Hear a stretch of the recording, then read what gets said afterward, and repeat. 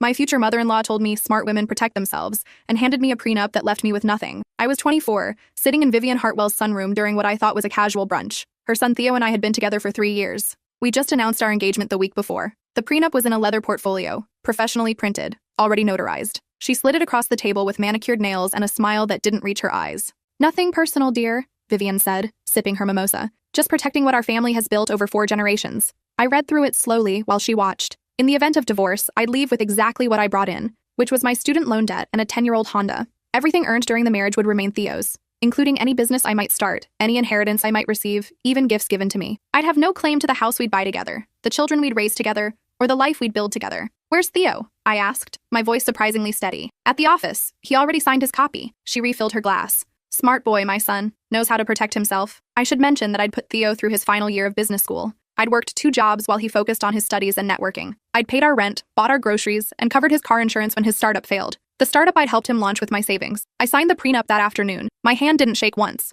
2 weeks later, I started transferring money. Not stealing, just quietly moving my paychecks into an account Theo didn't know about. I kept contributing to our joint expenses, but everything extra went into my escape fund. I smiled at Vivian during family dinners. I played the grateful future daughter-in-law. I attended her charity galas in dresses I couldn't afford. 6 months before the wedding, Theo's company got acquired. The payout was $4.3 million, and he was ecstatic, talking about the house we'd buy, the honeymoon in Bali, the nursery we'd design. I congratulated him and went to work on my plan. I'd been documenting everything. Every text where Vivian instructed Theo on financial decisions, every email where she directed him to hide assets, every recorded conversation where she coached him on keeping me dependent. Turns out Vivian had been orchestrating more than just a prenup. She'd been systematically ensuring I'd be trapped. The real shock came when I hired a forensic accountant. That startup Theo claimed failed? It hadn't. It had been quietly profitable for 2 years, with all proceeds funneled into offshore accounts in his and Vivian's names. Money I'd helped seed, money they'd hidden while I worked myself to exhaustion. I called off the wedding 3 days before the ceremony. Theo was devastated, begging me to reconsider. Vivian showed up at my apartment with her lawyer,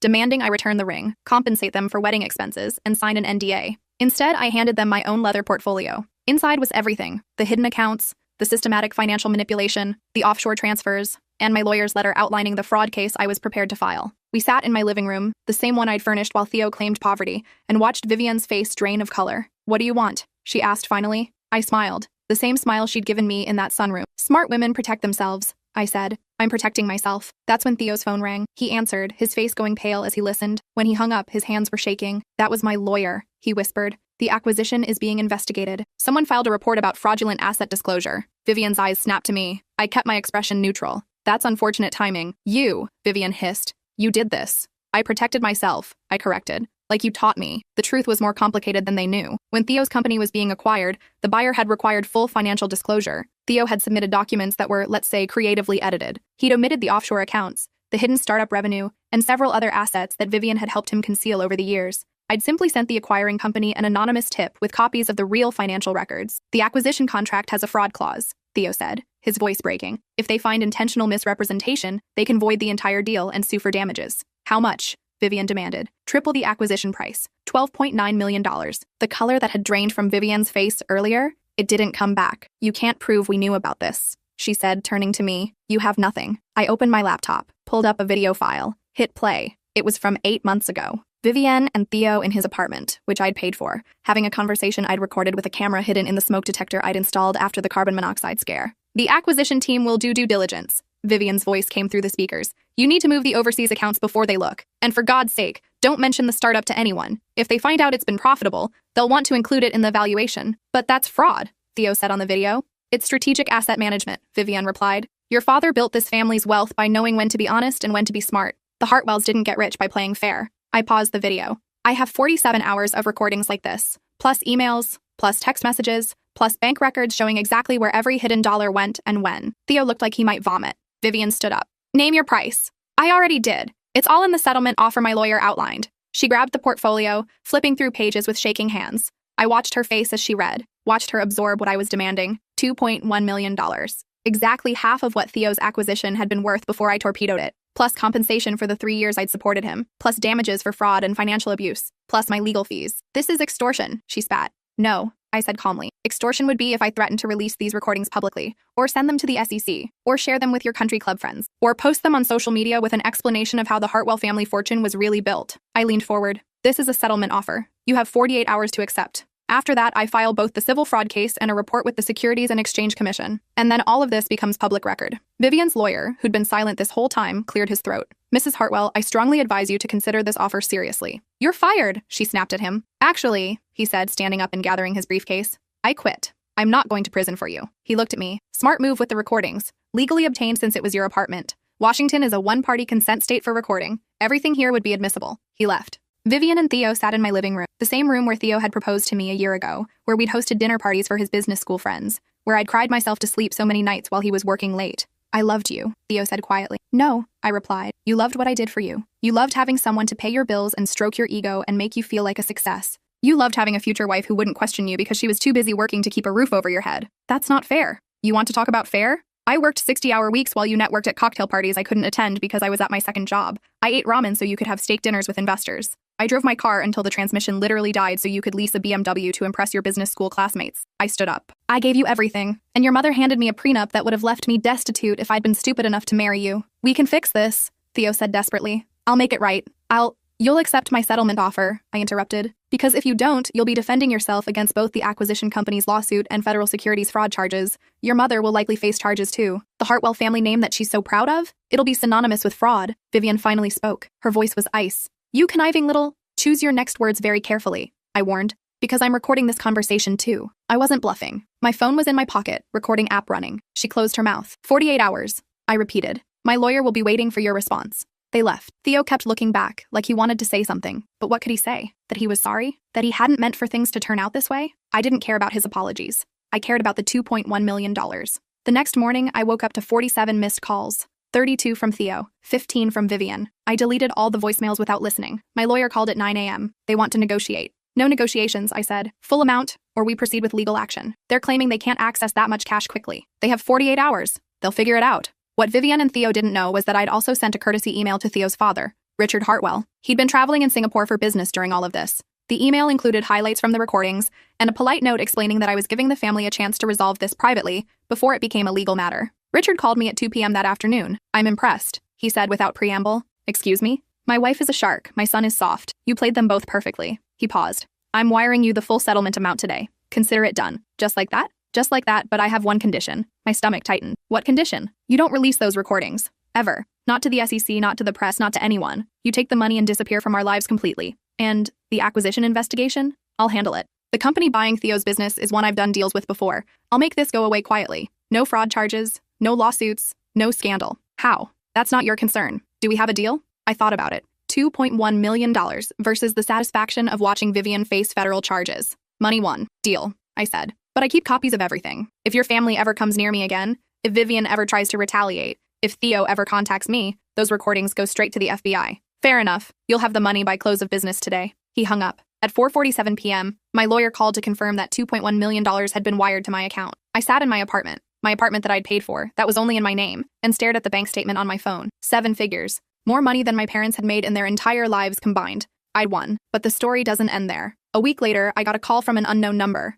Against my better judgment, I answered. This is Patricia Chen, a woman's voice unfamiliar. You don't know me, but I know what you did to the Hartwells. My blood ran cold. Who is this? I'm Richard Hartwell's personal attorney. He asked me to reach out to you with a proposal. I already have his money. We're done. This isn't about the settlement. This is about a job offer. I almost hung up, but curiosity got the better of me. What kind of job? Mr. Hartwell was genuinely impressed by how you handled his wife and son. He runs a private equity firm that specializes in acquisitions and restructuring. He needs someone who can do due diligence, spot financial irregularities, and isn't afraid to make hard calls. He wants to hire me? After I blackmailed his family? He doesn't see it as blackmail. He sees it as negotiation. The Hartwell fortune was built by people who knew how to leverage information. His words, not mine. What's the salary? $180,000 base plus performance bonuses, full benefits, your own office. I'd been making $42,000 a year working my 2 jobs. The settlement money would last a while, but not forever. And sitting in my apartment with nothing to do was already driving me crazy. I need to think about it. Of course. Mr. Hartwell is back from Singapore next week. He'd like to meet with you personally. The meeting was at a steakhouse in downtown Seattle, the kind of place where the menu doesn't list prices and the waiters wear better suits than most people wear to weddings. Richard Hartwell was exactly what I'd expected. Mid-60s, silver hair, custom suit, watch that cost more than a car. He stood when I arrived, shook my hand firmly, and gestured to the chair across from him. Order whatever you'd like, he said. It's on the company card. I ordered the most expensive thing on the menu out of spite. He smiled. My wife thinks I'm insane for meeting with you, he said once the waiter left. She wanted me to bury you in lawsuits until you choked on legal fees. Why didn't you? Because you did me a favor. He leaned back. Vivienne has been poisoning Theo for years, turning him into a miniature version of herself, entitled, arrogant, sloppy. The acquisition deal would have gone through if you hadn't intervened. And 6 months later, the fraud would have been discovered anyway during a routine audit. So I saved him from himself? You saved him from federal prison. The acquiring company was planning to integrate Theo's startup into a publicly traded entity. If they'd discovered the hidden assets after the deal closed, the SEC would have gotten involved. Theo would be facing 20 years minimum. The waiter brought our drinks. I sipped my wine, processing this. By tanking the deal early, Richard continued, you gave me time to clean up the mess. I unwound the offshore accounts, restructured the startup, and paid back the acquisition company for their due diligence costs. Theo's poor, but he's not going to prison. And Vivienne? His expression hardened. Vivienne is being strongly encouraged to retire from all business activities. She'll still have her social clubs and charity boards, but she won't be anywhere near the family business anymore. What about Theo? Theo is going to therapy, and probably business school again, but at a program that teaches ethics this time. He took a sip of his scotch. My son is weak. He always has been. Vivienne knew that and exploited it. She wanted to build a dynasty through him, but all she built was a house of cards. The food arrived. We ate in silence for a few minutes. The job offer is real, Richard finally said. I need someone who can see through bullshit. Someone who isn't afraid to burn bridges when necessary. Someone who understands that loyalty is earned, not bought. Why me? There are thousands of people with actual credentials. Because you outmaneuvered my wife without breaking a sweat. Do you know how rare that is? Vivienne has been playing financial games for 40 years. She's destroyed business partners, buried competitors, and manipulated her way into every major deal I've closed. And you walked into her house, smiled sweetly,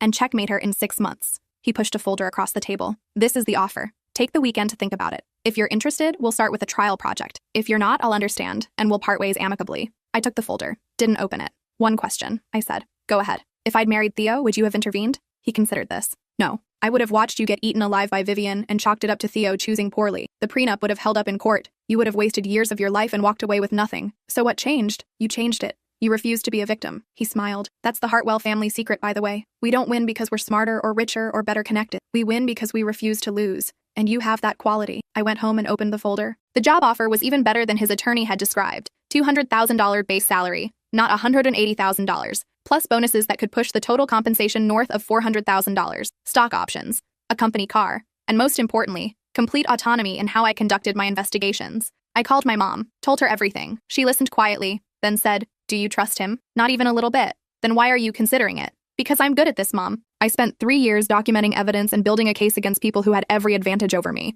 And I won. Maybe that's what I'm supposed to do. She sighed. Just be careful. Men like Richard Hartwell don't offer jobs out of kindness. They see an asset they want to acquire. She was right, of course. But I took the job anyway. My first assignment was evaluating a tech startup in Austin that Richard was considering acquiring. The founder had impressive credentials, MIT degree, successful exits from 2 previous companies, glowing recommendations from well-known venture capitalists. I spent 2 weeks in Austin, interviewing employees, reviewing financial statements, and digging into the founder's background. By the end of week 1, I knew something was off. The numbers were too clean. The growth trajectory was too perfect. The employee testimonials all sounded rehearsed. I hired a private investigator, paid for it out of my own pocket because I wanted to be sure before making accusations. The PI came back with gold. The founder had fabricated his MIT degree. He'd bought it from a diploma mill and hoped no one would verify it. His previous successful exits were actually companies that had gone bankrupt shortly after being acquired, but he'd negotiated his departure early enough to avoid the fallout. And the glowing recommendations? Written by friends who'd been paid to pose as VCs. I presented my findings to Richard. He read through the report,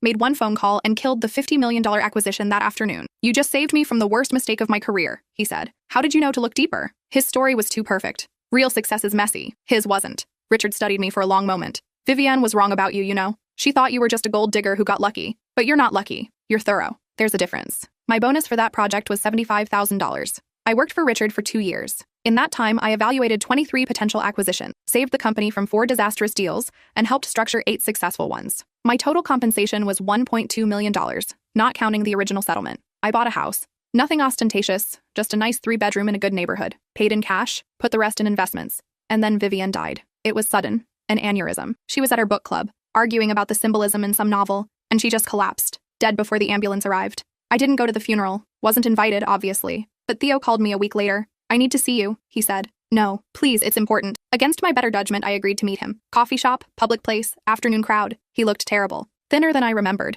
with dark circles under his eyes and a nervous energy that made him seem fragile. Mom left a letter, he said without preamble, for me to give to you if anything happened to her. He slid an envelope across the table. Thick paper, expensive stationery, sealed with actual wax. Very Vivienne. I didn't touch it. I don't want anything from her. She knew you'd say that. She told me to tell you that it's not an apology. It's an explanation. I don't need her explanations. Just read it, please, and then I'll never bother you again. I took the envelope, didn't open it until I got home. Inside was a single page, written in Vivian's precise handwriting. Dear girl, I don't know your name anymore. Theodore refuses to speak it, says it hurts too much. So you'll remain dear girl in this letter, as you were always dear girl to my face while I tried to destroy your future. I'm dying as I write this. The doctors give me 3 months, maybe 6 if I'm unlucky. Cancer, because God has a sense of humor. I'm using this time to settle debts, and I owe you the biggest one. You were right about everything. About the prenup, about Theodore, about me. I did want to trap you. I wanted you dependent and grateful and too scared to leave, just like I was when I married Richard. You want to know the real Hartwell family secret? It's not ruthlessness or strategy or any of the things Richard told you over your steak dinner that I know he bought you. The secret is this. We eat our own. Richard's father destroyed his mother. Richard destroyed me. I tried to destroy you through Theodore. It's what we do. It's all we know. But you broke the cycle. You refused to be consumed. I hated you for that. Genuinely hated you. You represented everything I could have been if I'd been brave enough to fight back. Instead, I became the monster. I became the woman who hands other women prenups and smiles while doing it. The job Richard gave you? That wasn't kindness. That was recruitment. He's grooming you to become what I was. The handler, the fixer, the woman who does the dirty work while the men keep their hands clean. He'll use you up the same way he used me up. And when you're no longer useful, he'll discard you. Run. Take your money and run. Don't become me. Don't let the Hartwells turn you into a weapon. This isn't an apology because I don't deserve forgiveness. This is a warning. The cycle only breaks if you walk away. V. I read the letter 3 times. Then I burned it in my sink and washed the ashes down the drain. 2 days later, I walked into Richard's office and quit. He didn't seem surprised. How much do you want to stay? It's not about money. Everything is about money. Not this. He leaned back in his chair. Vivian got to you, didn't she? The letter. How did you? She told me she was writing to you. Tried to poison you against me even from her deathbed. That was Vivian. Bitter until the end. Was she wrong? He smiled. Does it matter? You've already decided to leave. I want to know. Was she right about you using me? Of course I was using you, just like you were using me. We had a mutually beneficial arrangement. You got money and experience. I got results. That's not exploitation. That's business. And when I stopped being useful, then we'd part ways amicably, and I'd write you a glowing recommendation letter, which I'll do anyway, since you're leaving on your own terms. He opened his desk drawer and pulled out an envelope. Your final bonus. $200,000 for the Austin deal that saved us last quarter. I didn't take it. Keep it, I said. Consider it my contribution to Theo's therapy fund. He doesn't need it. I've already cut him off financially. He's working as a junior analyst at a startup in Portland, making $60,000 a year, living in a studio apartment, learning to budget. Good. I stood to leave. One more thing, Richard said. Vivian was right about one thing. You could have become what she was. Vicious, calculating, effective, but you chose not to. That takes more strength than she ever had. Or less ambition. Maybe. Either way, you'll be fine. People like you always land on their feet. I left Hartwell Equity that afternoon and never went back. For a few months, I just existed. I traveled a bit. Nothing extravagant, just weekend trips to cities I'd always wanted to see. I read books. I slept in. I figured out who I was when I wasn't fighting someone else's battles. And then I got a call from an old friend from college. Diana was working at a nonprofit that provided financial literacy education to women leaving abusive relationships. She was drowning in work and desperately needed help. I can't pay you much, she admitted. Maybe $45,000 to start. But the work matters. These women are trapped the same way you almost were. They need someone who understands. I started the next Monday. The work was hard in a different way than the Hartwell job had been. These weren't billion-dollar deals or corporate espionage. These were women who'd never had their own bank accounts, who didn't know how to read a credit report, who'd been told they were too stupid to handle money and had believed it. I taught them how to budget, how to build credit, how to hide money from abusive partners, how to document financial abuse for court cases. I became the person I'd needed when I was signing that prenup in Vivian's sunroom. A year into the job, one of my clients asked me to testify in her divorce case. Her husband had hidden assets, manipulated financial documents, and tried to paint her as incompetent. Standard stuff. I showed up in court with a 3-inch binder of evidence. Bank statements, property records, business filings, offshore account transfers. Everything the husband had tried to hide, I'd found. The judge awarded my client 60% of the marital assets plus full custody of their kids. Her lawyer approached me after the hearing. You're wasted at a nonprofit. You should be doing this full time. Doing what? Forensic financial investigation for divorce cases. There are hundreds of women who need what you can do, and lawyers who'd pay serious money for your expertise. I thought about it for approximately 30 seconds. Put me in touch with your firm, I said. That was 4 years ago. Now I run my own forensic accounting firm. We specialize in high-asset divorce cases where one party is hiding money. I have a team of 6 investigators, 3 lawyers on retainer, and a client list that includes some of the wealthiest women in the Pacific Northwest. We don't advertise. We don't need to. Lawyers know who we are. And when a woman shows up to their office with a prenup that leaves her with nothing and a suspicion that her husband is hiding assets, they send her to us. Last month, we cracked a case involving $12 million in hidden cryptocurrency. The month before that, we found a vacation home in the Bahamas that a husband had titled in his mistress's name. The month before that, we discovered a shell company in Delaware that existed solely to hide income from a wife's hair salon business. We win about 85% of our cases. I make more money than I ever did working for Richard, but that's not why I do it. I do it because I remember sitting in that sunroom, reading a prenup that treated me like property. I remember the smile on Vivian's face when she told me I was protecting my family. I remember feeling small and trapped and helpless. I do it because no one should have to feel that way. My office has floor-to-ceiling windows overlooking Puget Sound. On my desk is a framed photo of me at 24, the day after I signed that prenup. I look young and scared and determined. Next to it is a copy of the settlement agreement with the Hartwells. $2.1 million, the price of my freedom. Sometimes clients come in and ask me how I got started. I tell them about Vivian and Theo and Richard, about the prenup and the recordings and the investigation, about choosing to fight instead of accepting what I was handed. They leave my office with hope, with a plan, with someone in their corner who knows exactly how the game is played and how to win it. Last week, I got an email from an unfamiliar address. Subject line, thank you. The email was from Theo. I know I have no right to contact you. I know you probably never want to hear from me again, but I need to say this. You saved my life. Not just from prison, though you did that too. You saved me from becoming my mother, from spending my whole life manipulating people and calling it strategy, from thinking that money and control were the same as love. I'm engaged.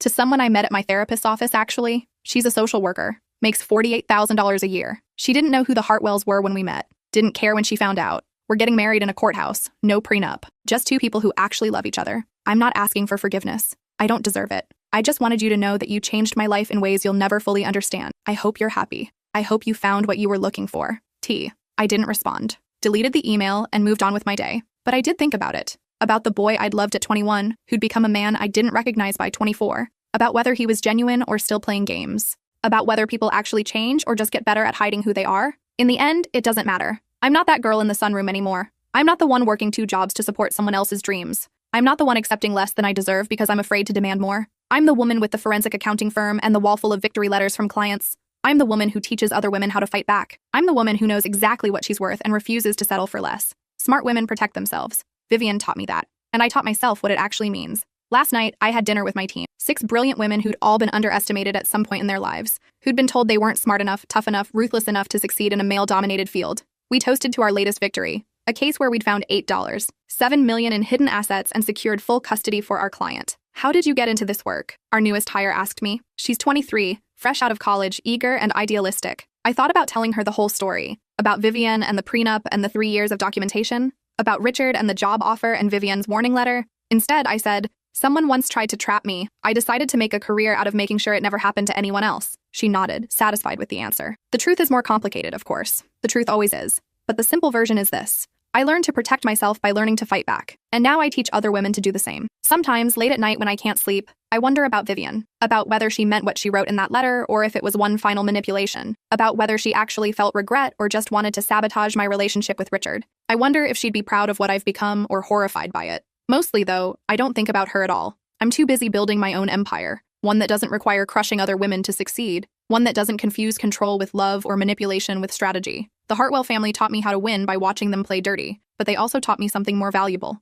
that winning at someone else's expense isn't really winning at all. It's just being alone with your money and your schemes and no one who actually gives a damn about you. I have friends now, real ones, people who knew me before I had money and still want to know me now that I do, people who celebrate my victories and comfort me through my losses, people who see me as more than an asset to be acquired or a threat to be neutralized. My parents are proud of me, though they still don't fully understand what I do. You help women with their divorces, my mom tells her friends. Close enough. I have a life that's mine, built by me, for me, on my terms. And that's worth more than any settlement check or job offer or prenup could ever be. 3 months ago, I got a call from Patricia Chen, Richard's lawyer, the one who'd offered me the job at Hartwell Equity all those years ago. Richard is retiring, she said. He wants to know if you'd be interested in taking over the firm. I laughed. Actually laughed out loud. Tell Richard thank you for the offer, but I already have a firm, one that helps people instead of exploiting them. He said you'd say that. He asked me to tell you that he's proud of you anyway. Tell him. I paused. What did I want to say to Richard Hartwell? The man who'd given me a chance while simultaneously trying to use me. The man who'd enabled his wife's cruelty while profiting from my response to it. The man who'd seen me as an asset worth acquiring. Tell him I said smart women protect themselves.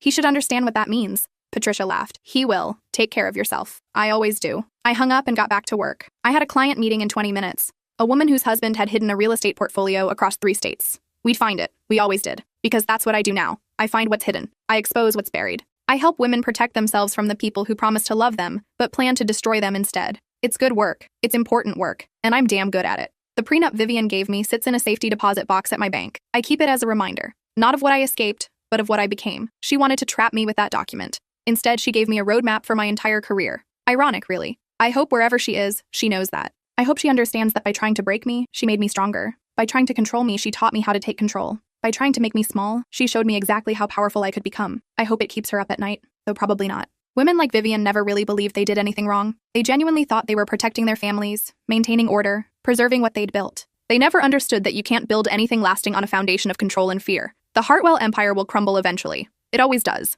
Richard will retire, Theo will probably squander whatever inheritance he receives, and the family name will fade into obscurity. But the women I help, they're building something real. They're creating lives where they make their own choices and keep their own money and raise their children to understand that love and control are opposites, not synonyms. That's the legacy I want to leave. Not money or power or a family name that opens doors. Just the knowledge that I helped people protect themselves. That I took what was meant to destroy me and used it to save others. That I looked at a prenup designed to trap me and said, not today, not ever, and meant it. Smart women protect themselves. I'm living proof. This morning, I woke up in my house that I own outright. Made coffee in my kitchen that no one can take from me. Drove to my office in a car I paid for with money I earned doing work that matters. I checked my calendar, 3 client consultations, 2 court appearances, 1 strategy meeting with my legal team, a full day of fighting for women who deserve better than what they've been handed, a full day of being exactly who I was meant to become. I smiled at my reflection in the bathroom mirror. The same smile Vivian gave me all those years ago in her sunroom, except mine is real. Because I'm not protecting money or status or a family dynasty built on manipulation and fear.